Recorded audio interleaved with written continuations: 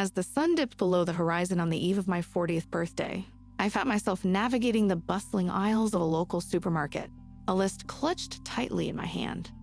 Little did I know that this seemingly routine trip would mark the beginning of a transformative chapter in my life.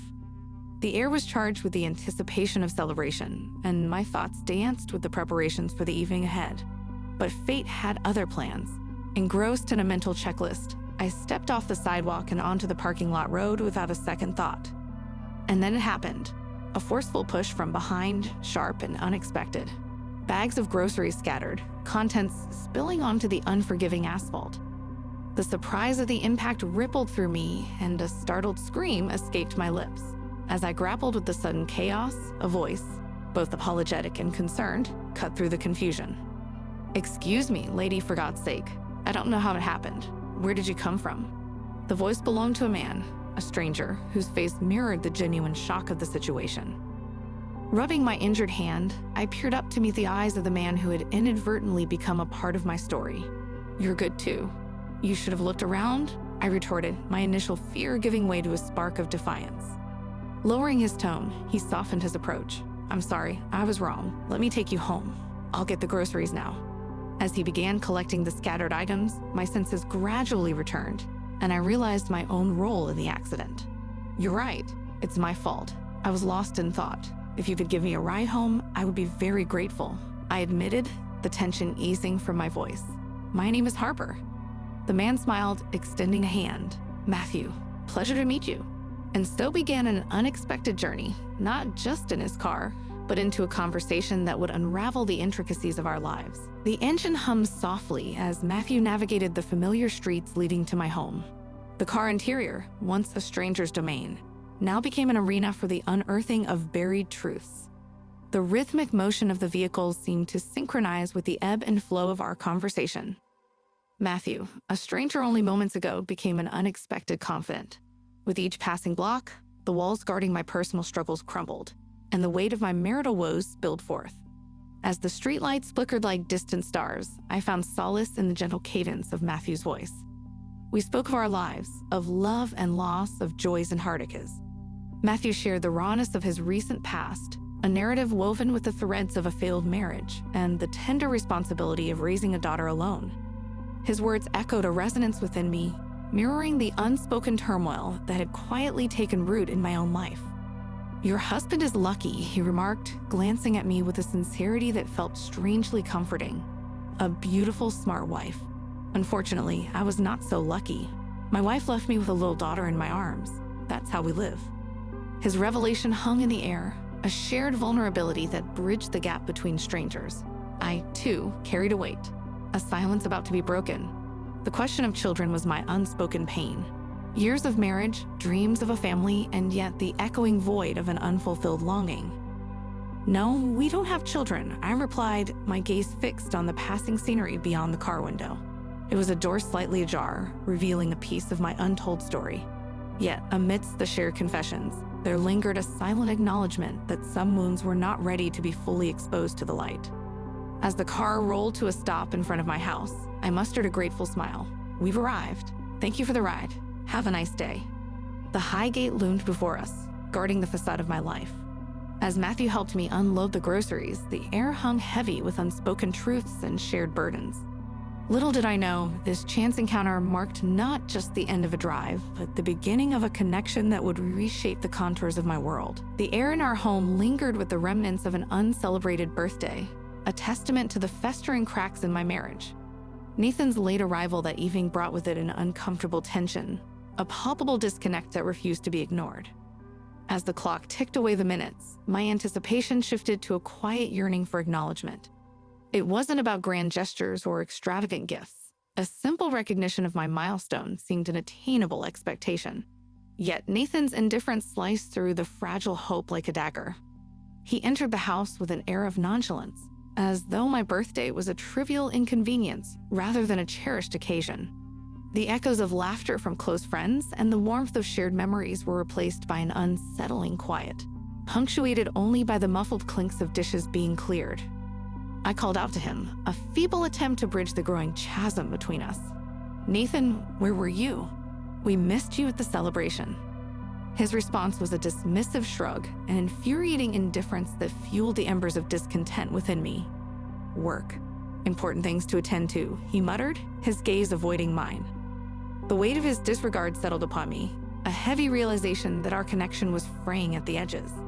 The once familiar contours of our partnership seemed distorted, reshaped by an unseen force that cared little for the sanctity of shared moments. As I watched him retreat into the confines of his own world, a silent plea echoed in my heart. Was it too much to ask for a moment of genuine connection? The flickering hope in my eyes met only with the shadows of his retreating figure. The night wore on, the echoes of laughter fading into the quiet emptiness of our home. Nathan's absence, both physical and emotional, spoke volumes. In the aftermath of my 40th birthday, the painful truth crystallized. I stood at the precipice of a relationship unraveling, and Nathan, seemingly indifferent, was the architect of our growing divide. The next morning, the house echoed with a silence that mirrored the turmoil within me. Nathan's late-night return lingered in the air, an unspoken breach that awaited acknowledgement. As I descended the stairs, a sense of foreboding gripped my heart, a premonition that the unraveling truth would soon be laid bare. The slightly ajar door to Nathan's study beckoned like an ominous portal. I pushed it open tentatively, revealing a scene that confirmed my deepest fears. There on the couch lay Nathan, concealed beneath the jacket, an image that spoke volumes of a man attempting to escape the confines of our shared bed. A gasp caught in my throat as I comprehended the weight of his betrayal. The truth, like a relentless tide, rushed in, drawing the remnants of an already strained relationship. My heart raced, thudding painfully against my ribcage as the implications of his actions settled upon me. I stood there, a silent witness to the aftermath of a clandestine rendezvous. In that moment, the illusion of our marriage shattered, revealing the harsh reality of a man who sought solace elsewhere.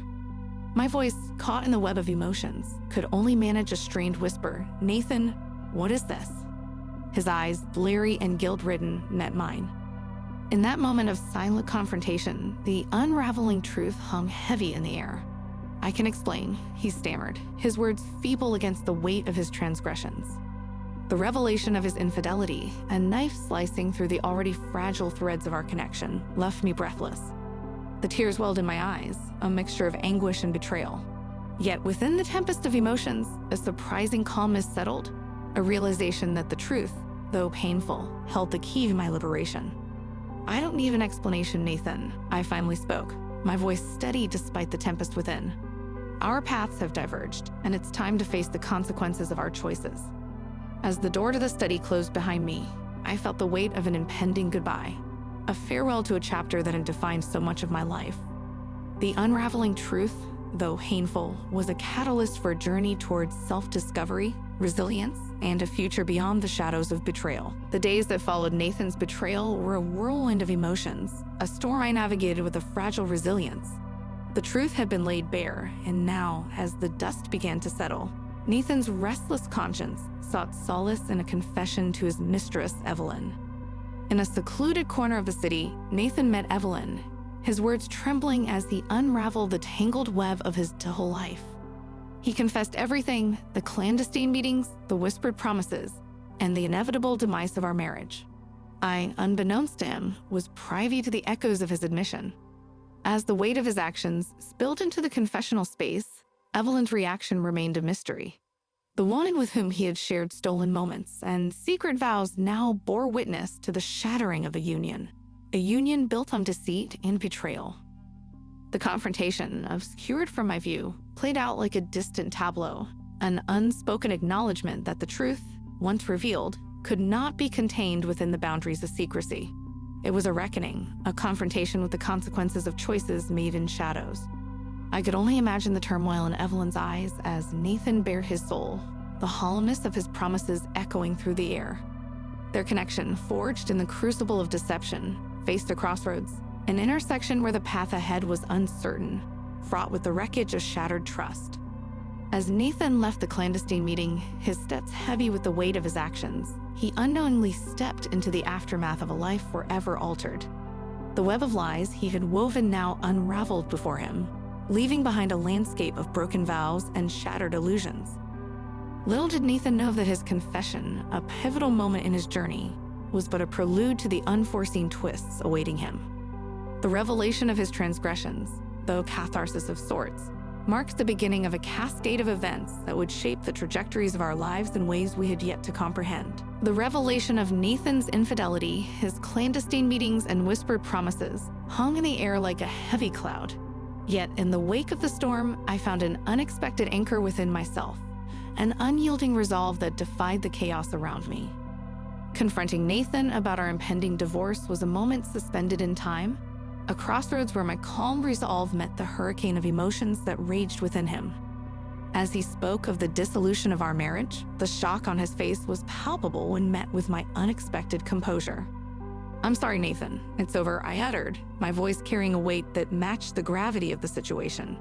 Unbeknownst to him, the house we had shared, the symbol of our union, was registered under my mother's name, a strategic move that fortified my position in this unraveling drama. His attempts to gauge my emotional response were met with an unwavering calmness that seemed to confound him.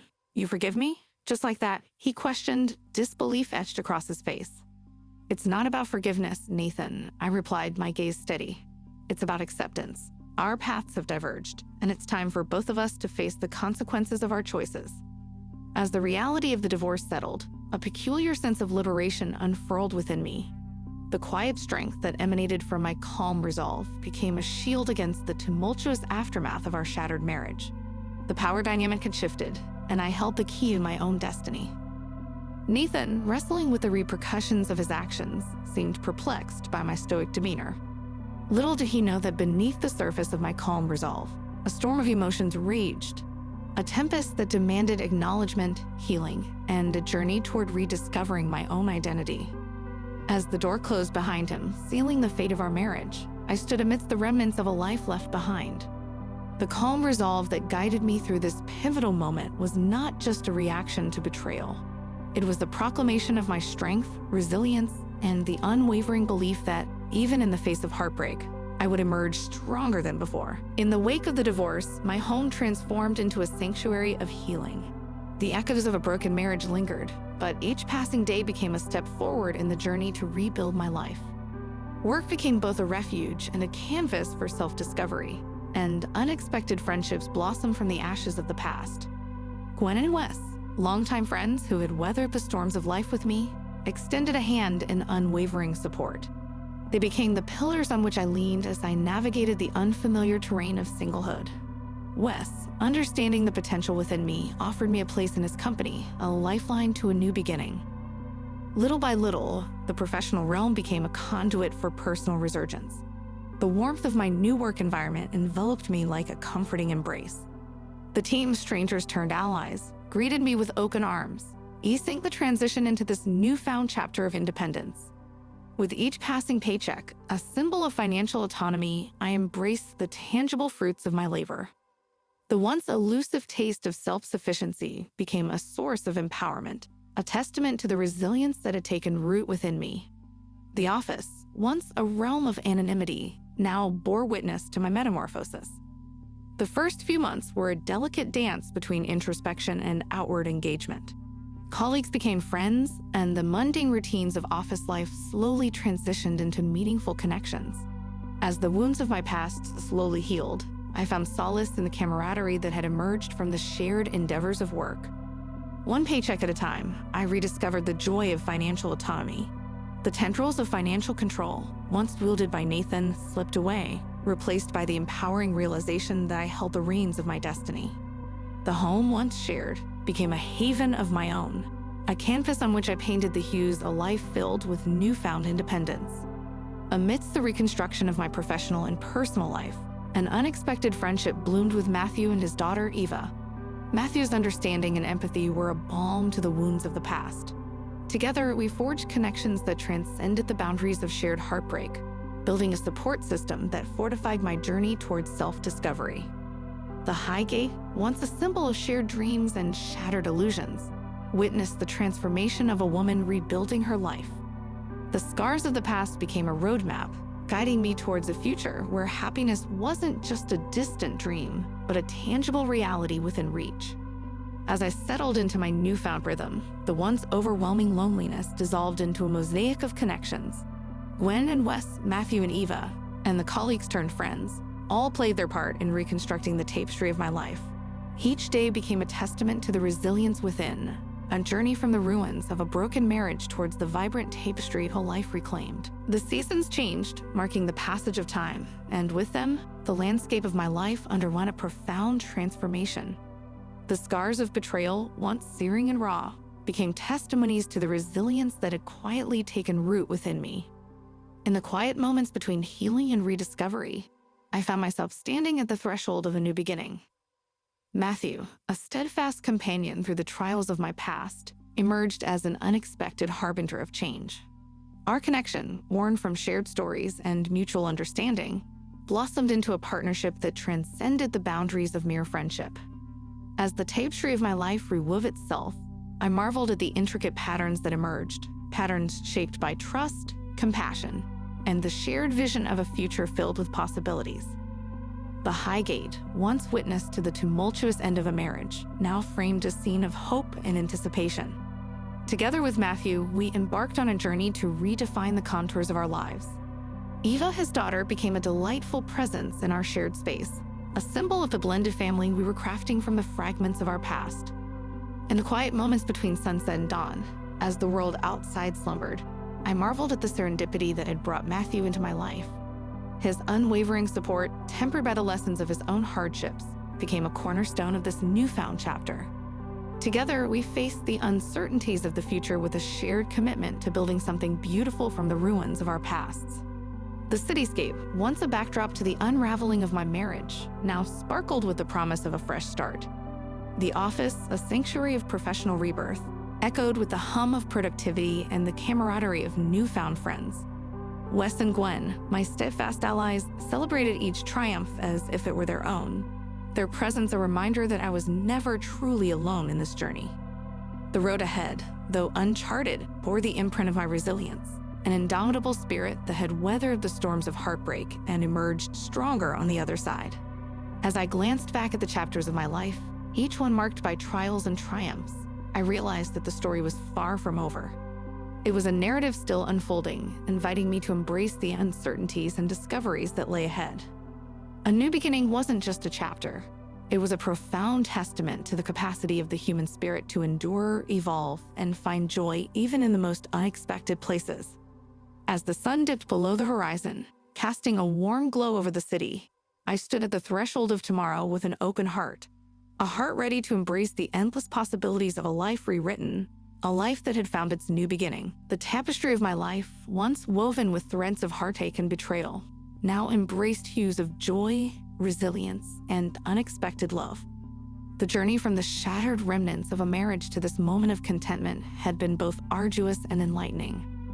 As I stood amidst the tranquil expanse of our shared home, it was evident that what had emerged was not just a new chapter, but a story of redemption, a happy ending crafted from the echoes of a tumultuous past. Matthew's laughter echoed through the rooms, harmonizing with the playful chatter of Eva. Our shared space, once marked by the dissonance of broken vows, now reverberated with the melodies of familial warmth. The high gate, a silent witness to both anguish and triumph, framed a scene of domestic bliss, a tableau of a family born from the ashes of former lives. In the years that followed the divorce, the bond with Matthew deepened into a partnership rooted in love, understanding, and shared aspirations. The initial hesitations, born from the scars of our pasts, evolved into a narrative of mutual support, trust, and the kind of companionship that transcends the boundaries of conventional love. Eva, now a radiant teenager, navigated the labyrinth of adolescence with a blend of curiosity and grace. Our blended family, a testament to the resilience of the human spirit, thrived amidst shared laughter, tearful confessions, and the everyday rituals that solidified our connection. The cityscape, once a backdrop to the trials of my past, now painted a portrait of serenity and fulfillment. The office, where I had sought refuge in the aftermath of divorce, had become a stage for professional accomplishments, each achievement a reminder of the strength that adversity had cultivated within me. Gwen and Wes, steadfast allies who had walked with me through the darkest valleys, rejoiced in the happiness that had manifested in my life. Their friendship, a constant presence in the chapters of my story, was a testament to the enduring power of bonds forged in the crucible of shared experiences. As I reflected on the tapestry of my life, I marveled at the narrative that had unfolded. The scars of betrayal, once searing, had transformed into markers of resilience. The high gate, once the guardian of illusions, had become a portal to a future shaped by authenticity and enduring love. The road to this happy ending was not without its twists and turns, but each obstacle had been a stepping stone towards personal growth and self-discovery. Harper's happy ending wasn't just a conclusion to a tumultuous tale. It was a celebration of the strength within, the love that transcends boundaries, and the unwavering belief that, in the end, happiness prevails over heartache. In the solitude of my own existence, I found myself reflecting on the choices that had led me to this desolate place, a place where regret and loneliness were my only companions. The tapestry of my life, once woven with the threads of deceit and betrayal, now bore the heavy stains of remorse. The divorce had unraveled the carefully constructed facade of my illusions. The high gate, a symbol of shared dreams and shattered promises, stood as a silent witness to the consequences of my actions. The cityscape, once a canvas for clandestine meetings, now echoed with the haunting silence of an empty existence. Evelyn, once a confidant in the shadows, had become a distant memory, a casualty of my own selfish pursuits. As I navigated the hollow corridors of my solitude, her absence added to the weight of my regrets. The echoes of my confession, uttered in the hope of finding absolution, seemed to reverberate with a bitter irony. The realization of what I had lost, not just in terms of relationships, but in the erosion of my own integrity, bore down on me. The office, where I had once sought refuge from the complexities of marital strife, now served as a stark reminder of the professional and personal wreckage left in my wake. In the stillness of my reflections, I couldn't escape the haunting images of Harper's calm resolve, the strength she displayed in the face of my betrayal. Her ability to rebuild, to find happiness in the aftermath of my transgressions, accentuated the stark contrast of my own spiraling downfall. The regretful reflection didn't spare me from the bitter truth that I had sown the seeds of my own isolation. The loneliness, a relentless companion, was a consequence of my own actions. The acknowledgement of my role in this desolation became a heavy burden, a weight I carried in the silent corridors of remorse. As the sun dipped below the horizon, casting long shadows on the city that once held the promise of clandestine liaisons, I stood at the crossroads of my own undoing. The high gate, once a symbol of shared dreams, now seemed to mock me with its towering presence, a silent testament to the wreckage I had left in my wake. In the reflection of my past, I couldn't escape the harsh truth. I had become a prisoner of my own choices. The city, once a backdrop to stolen moments, now stretched before me as a lonely expanse. The narrative of my life, marked by betrayal and regret, continued its solemn march towards an uncertain tomorrow.